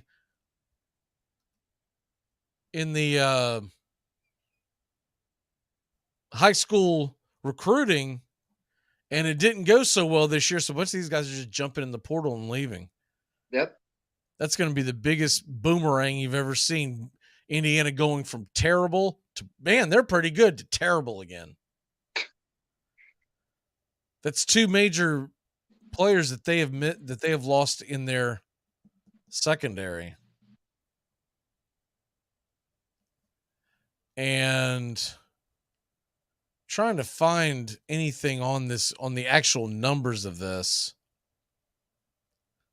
Let me see if I can just go to who always knows. The guy that always knows, even if he didn't break it, he still reports it. No, he is not, man. He must be asleep at the wheel. So let me double check this. You haven't seen the number, have you? No, I haven't either. And look, I know he's far removed from what he's been, but Nelson, the very first one I find a social media picture someone's put together. Mm-hmm. It's all in Spanish. I don't believe the numbers are there, but it's all in Spanish. I'm like, well, here we go. I guess the numbers haven't been announced because everyone's just saying 1-year contract. Yeah, that's pretty much what everything. Yep. Now, and there's Padre fans. I don't know about that. There's Padre fans out here on Twitter saying that Nelson Cruz signing means San Diego once again is better than LA, comparing Nelson Cruz to JD Martinez. Oh, I don't know about that. Maybe in their primes, okay, but JD Martinez is still a fairly young man. Nelson Cruz, he's ancient. I mean, let's be honest. He's blue plate special in it. Uh-huh. I thought he was going to retire. That's why I'm surprised he's even playing. I bet there's a lot of people out there that thought he had retired. Didn't know that he played last year. True. And remember last year when he was with the Nationals and and they signed him at the beginning of the year, a lot of people figured, I want to say it was a 1-year 13. He's not getting that this year. There's no way. No. I don't see a number yet. But everyone figured, well, they're signing him to trade him, right? Mm-hmm. And then he went out there in almost 500 at bats, gave you 10 home runs to a 234 average, 64 RBI. And you know he's not moving anything on the base paths. No. This has got to be straight up just platoon situation. Yeah, that's what I think too. But I'm a little surprised that he decided to go there. The only thing I can think of is he understands where he's at in his career now, and he's chasing a ring. Mm-hmm. You better hope he picked the right one because the Padres aren't going to trade him at the deadline. No. He decided, I'm not doing this whole Washington National thing again where I hope I get traded and instead I get stuck on a 55-win team. What about that Carlos Correa signing, National League? Let's get into that. First of all, what it means for the National League East, the Mets not getting Correa, I think that puts him down to number 3 in the division. Yeah, I was going to say, with him gone, it puts the Braves on top with the Phillies, the really only worry you have in that division. Yeah, instantly. Not that the Mets are going to be chopped liver. I think the Mets will make the playoffs. I think all three teams will probably make the playoffs. Mm-hmm. But okay. just handicapping at the beginning of the season, I've got to go with. I always say to be the man, you got to beat the man. So I got to put the Braves at 1, but it's very slightly in front of the Phillies. I do believe in a 162 game season, the Braves are going to win more games. Yeah, I agree. They've got a better bullpen. They've got a better starting rotation, but their offense won't be what Phillies is. No. I mean, is it fair to say Philly probably has the best offense in baseball? It's a fair thing to say. Yeah, I would say so, but I still want to see him prove it because Phillies have always had promise over the year. I know they won the World Series last year, but let's see. That's kind of quantitative right now. We'll see. See if they can put that all together. What's interesting to me is through all this, I'm looking at the San Diego Padres roster. Let me go to MLB because I'm not sure if I assume this one is up to date, but it doesn't look up to date. So let me go over to, but when I look at San Diego's roster, I guess the first thing that I was going to hit with is I get that they went out and got Bogarts, and that's a big deal. Yeah. So I'm not questioning that in any stretch, right? Mm-hmm. But their active roster, this can't be their. Okay, I'll just go to 40 man. How about that? The guys that they have available in the outfield: Juan Soto, Trent Grisham, he's okay. Adam Engel and Jose Azocar. That is their offense right now in the outfield. Yeah. That's not very impressive.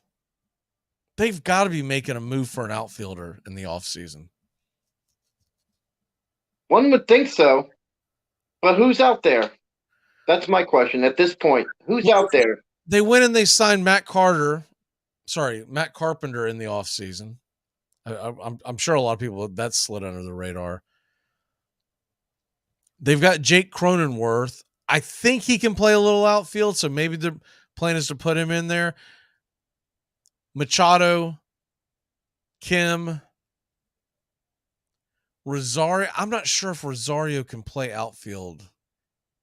Igwe Rosario for San Diego. Mm-hmm. I feel like I'm going off of fantasy baseball knowledge, right? All right. What you see. So they go out and they get Bogarts. Obviously, they'll have Tatis come back at some point. I got a feeling that that's what the plan is now with Tatis is they're going to go stick him in the outfield. Yeah, I already kind of assumed that. I wasn't sure, but I was always assuming that that's what was going to happen with them. That's a strange one, though, isn't it? It is kind of strange, but their situation kind of calls for it. I mean, they're kind of stuck with doing that. He's an elite shortstop. I know. I'm talking about defender. I'm not even talking about his bat. Right. He's an elite shortstop. And they're going to – it's just so weird. Like I would have kind of thought after the suspension, I'm going to guess he has around 60 games left on his suspension. It's somewhere in that neighborhood. Yep. I would have thought after all that dust had settled that Bogarts would slide over to third and Tatis would be at short. Because Bogarts is a good shortstop, but he's not Fernando Tatis. Right. And you're looking at the third baseman. I mean, they've got Cronenworth.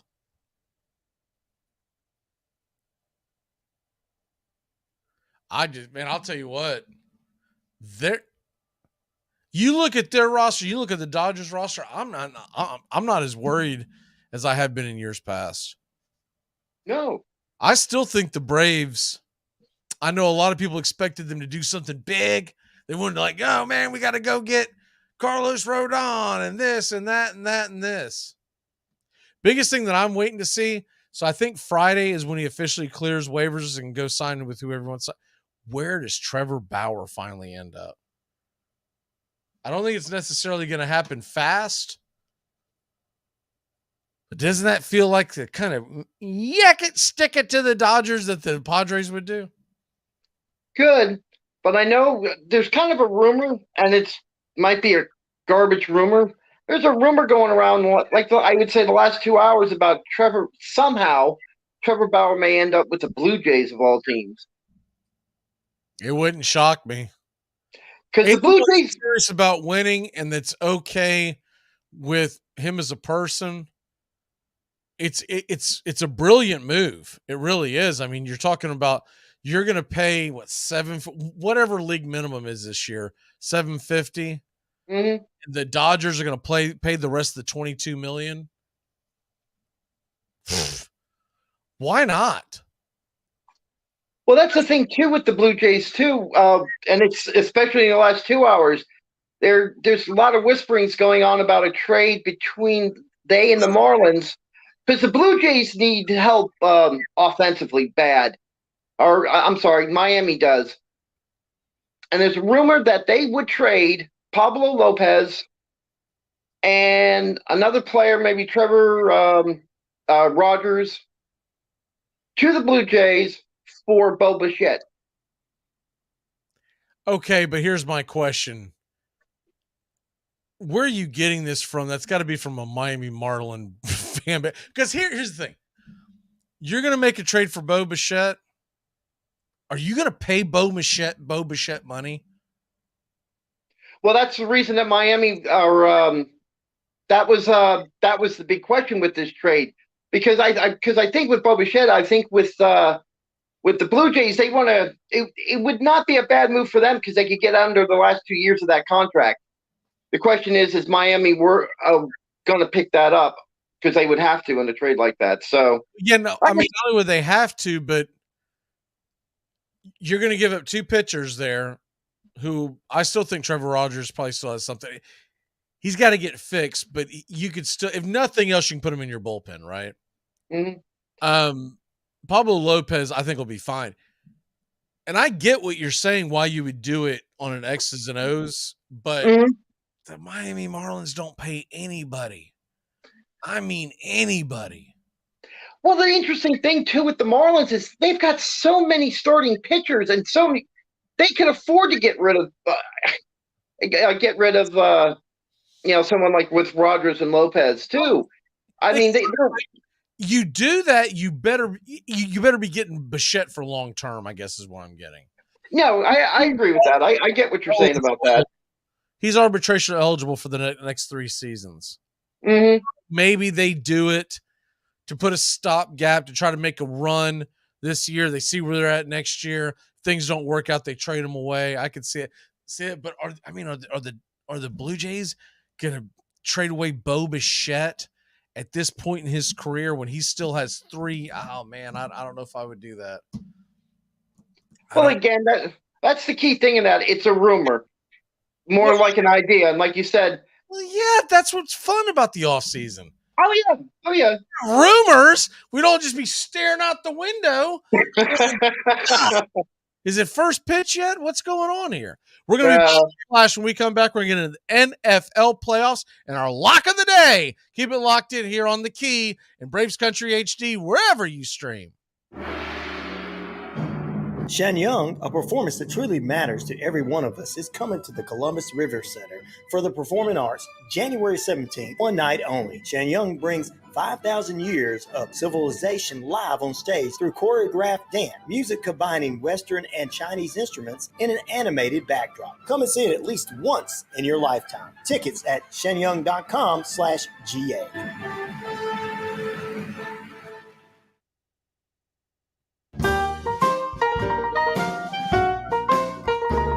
Dixie Handle Company, 5 generations of the Strickland family have produced quality hardwood farm and garden tools, wooden shutters, and custom furniture. This small business has been owned and operated since 1992 and ships to customers across the world. If you're looking for the highest quality tool handles, Dixie Handle Company is your place. Every item is hand-picked to your specifications. If it's made of wood, they do it. Call now, 931-722-3395. That's 931-722-3395. Or go online to dixiehandle.com. The Dixie Handle Company. Welcome to Craftsmanship, a proud sponsor of Braves Country Baseball.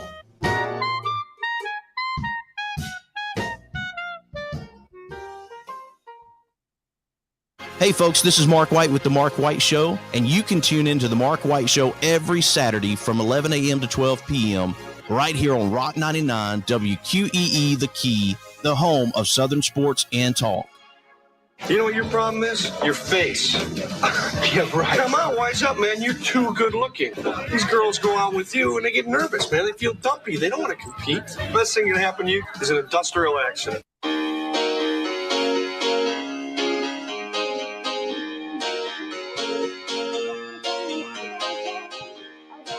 All right, hump day. Here on Braves Country. A couple of things I want to make sure I mention.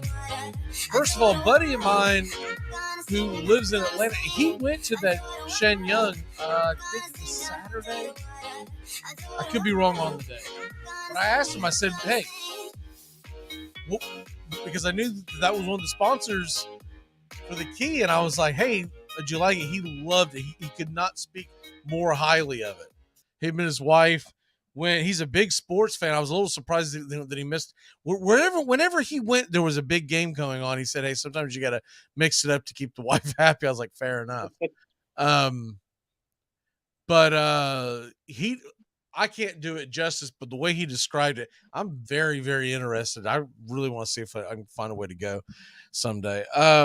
And then the other thing is we are now available in podcast form. Just started realistically yesterday. Been working out the kinks on that. So the podcast form is usually up within about an hour after the show. And you can find us on, easiest one to find us on is Spotify and Podbean. And just look for Braves Country HD as well. And obviously you can go back and listen to it on YouTube and all the others. But if you're looking for podcast form, some people prefer that. We had quite the demand. I've gotten a lot of inbox over the last few weeks. So I said, hey, we'll go ahead and start doing it again. And so, yeah, Podbean and Podbean.com, and they've got an app. And then, of course, Spotify. Everybody's familiar with them. Braves Country HD. And like I said, it's usually about an hour. We're on Apple Podcast, but I'm trying to fix how difficult it is to find us. So Braves Country HD, wherever you get your podcast, and of course, wherever you stream us live, as we're still live. And okay, so the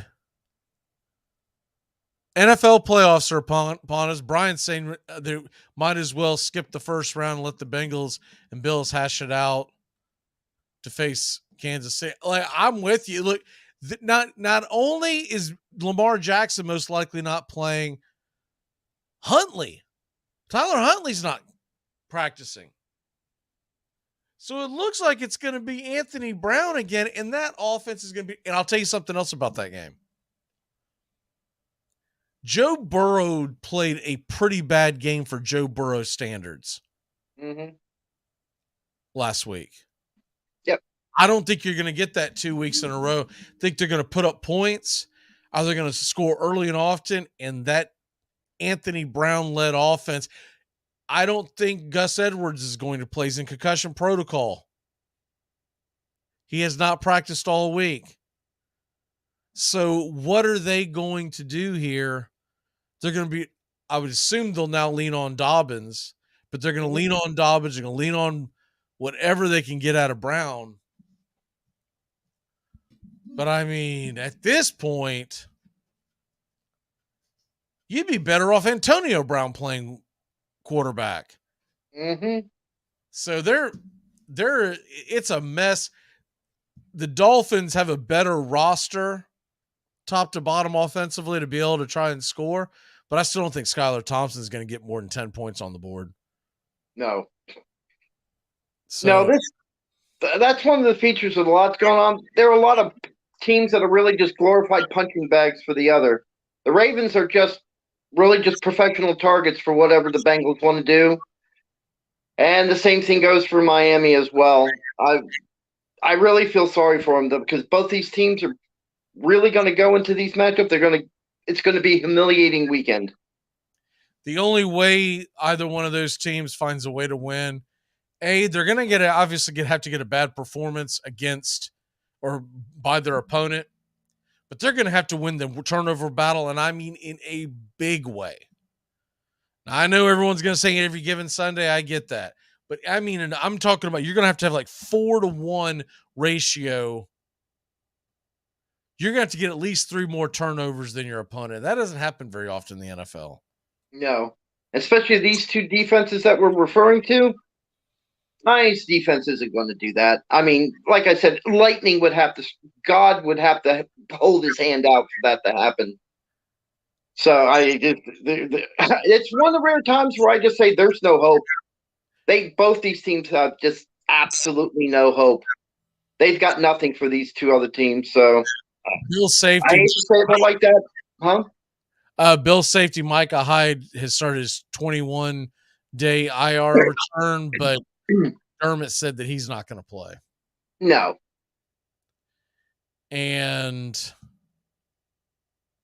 the Jets, what are the Jets doing? They said they're still deliberating on offensive coordinator Mike LaFleur. Mm-hmm.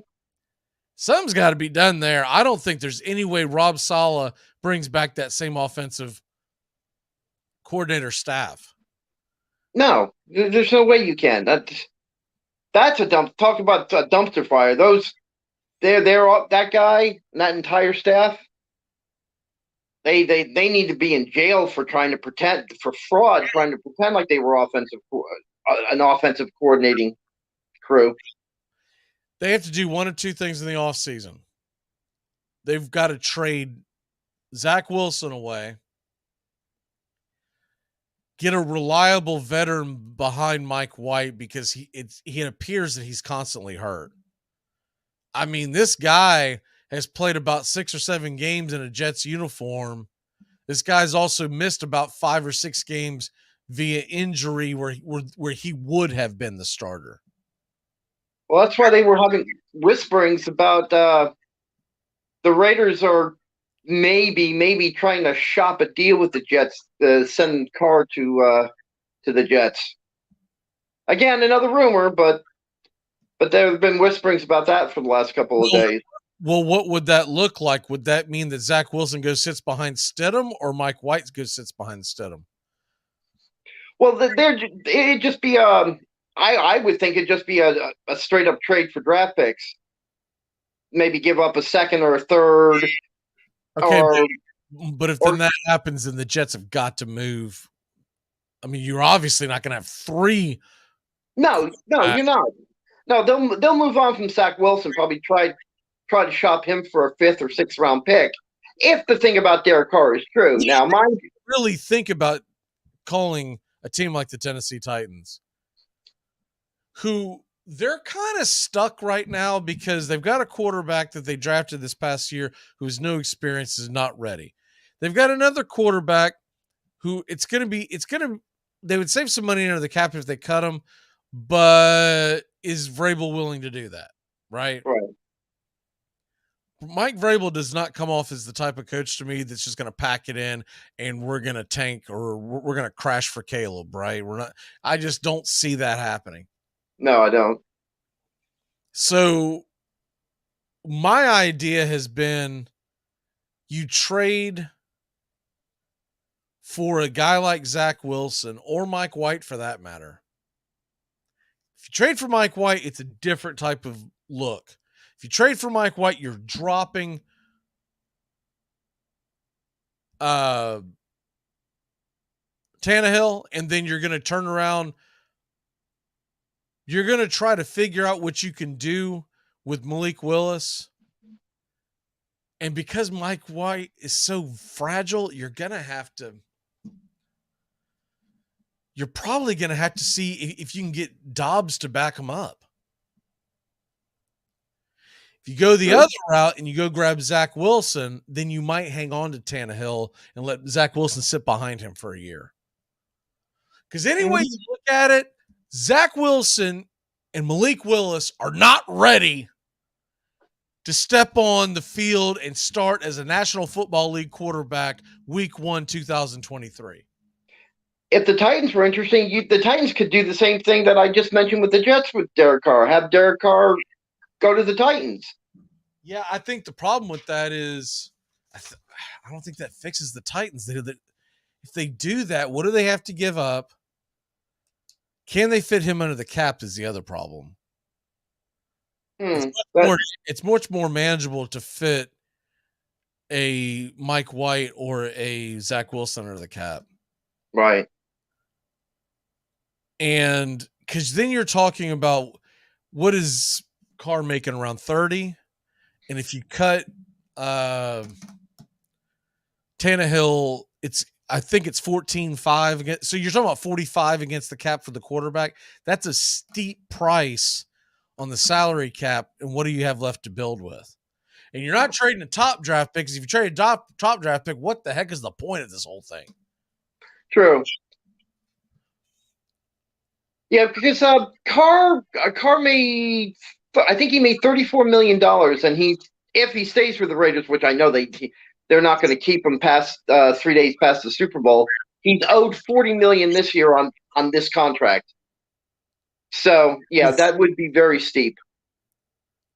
For one more year, $40 million? Yeah, because his overall contract, it was a strange contract to begin with. Yeah, it was like a no way Tennessee's doing that. Yeah, I don't either. $5 million for Derek Carr is essentially what you're doing. Yes. You can't keep Tannehill. Because if you keep Tannehill, you're going to be talking about, what, $70 million. So, yeah, you can't do that. I think what makes more sense, you don't see it a lot in the NFL, but what about a 3-team trade? Carr goes to New York, Mike White goes to Tennessee, and draft picks go to the Raiders. Yeah, that does make sense. It makes too much sense, so it'll never happen. I know. What is your lock of the day, sir? My lock of the day is in that we were talking about the playoffs. San Francisco 49ers are gonna kill the Seahawks. That's my lock.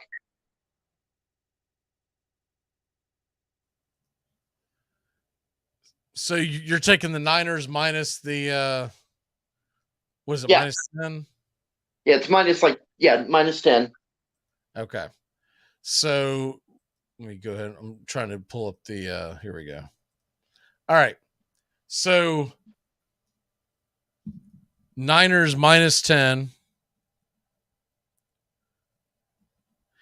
And so we're doing stupid underdogs now for the playoffs. And are you going to be there for the 3:00 show on Sunday? I'm sorry, Saturday. 3:00. Yeah, sure. Okay, so then we'll hold off on your stupid underdog then.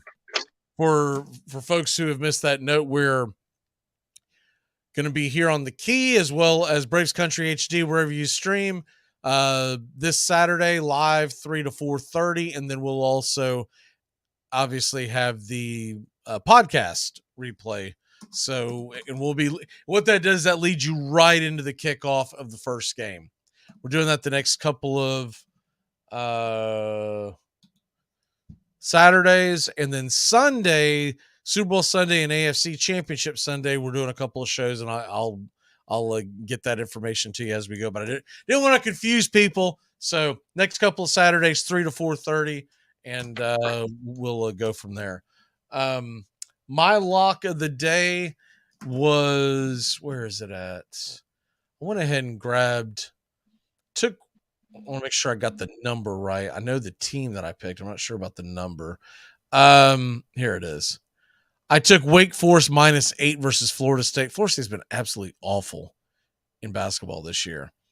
Wake Forest is at home, and I distinctly remember last year Wake Forest boat racing a decent FSU basketball team. So give me Wake Forest -8 for my lock of the day. We are coming up on the end of it. And let me ask you this. Of all the teams this weekend that are underdogs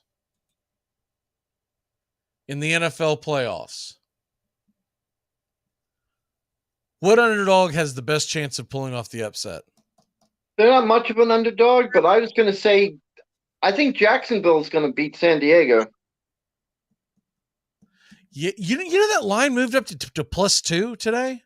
Yes, I saw that. It had gone down to even, so some money came in on San Diego. Mm-hmm. West Coast. San Diego can't stop the run. I just have this feeling Jacksonville's going to pull it out. East Coast, and we're talking about the plus. All this is a little different than it's 8:00 at night. But man, I'll tell you what, if that was 1:00 Sunday morning, West Coast, East Coast, I'd be hammering the Jaguars. But 8:00 gives me pause. Yeah. I do think Jacksonville's got a very good chance of pulling off that upset. Of all of them, I think the team that's got the best chance to pull off the upset is the Tampa Bay Buccaneers at home against Dak Prescott. Interesting. If I was going to rank it, the team after that would probably be Jacksonville, and then just below that is the Giants. That's an interesting game because if they can do what they did in Minnesota during the regular season, with that 448 yards worth of rushing that they did against them, I think it was in week 12, I can't remember. If they do that, Minnesota will win. Minnesota. The Giants will win that game. If they establish the run like they did. Walk off, Doug. Oh, my walk-off is, we're talking about Derek Carr, and I was just talking about the Raiders in general, with all this talk about Tom Brady coming. Has anybody noticed that the New England Patriots have invaded my team? And really, we're just becoming like the Patriots 2.0.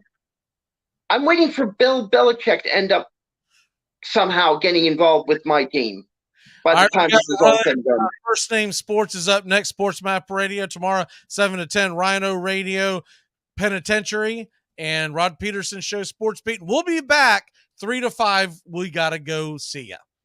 You're listening to WQEE 99.1 FM, The Key in Noonan, Georgia. Goodbye, sweetheart. Well, it's time to go with another show. Well, unless we're fired, we'll talk to you then. Goodbye, sweetheart. Goodbye. Goodbye. Guys and gals, it's time to go. We'll see you on the next show. Same bat time, same bat channel. Thanks for listening to Braves Country with Mac McGee and the Armchair Quarterbacks on 99.1 FM WQEE, The Key in Noonan, Georgia, and simulcasting on youtube.com/@Braves Country. Braves Country comes your way weekdays, 3 p.m. Eastern to 5 p.m. Eastern. Please follow, like, and subscribe today. Armchair Quarterback Radio, your first choice for Southern sports. Something of the 5th of September. Something of the 5th of September. She said a lot that I can't remember. Something of the 5th.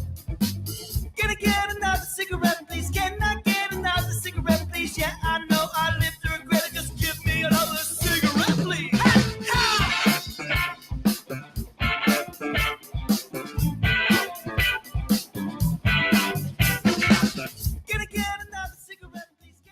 You're listening to WQEE 99.1 FM, The Key in Noonan, Georgia. Are you looking for a reliable dental practice that not only cares about your teeth, but is friendly to work with? How about one that offers great deals and new patient promotions?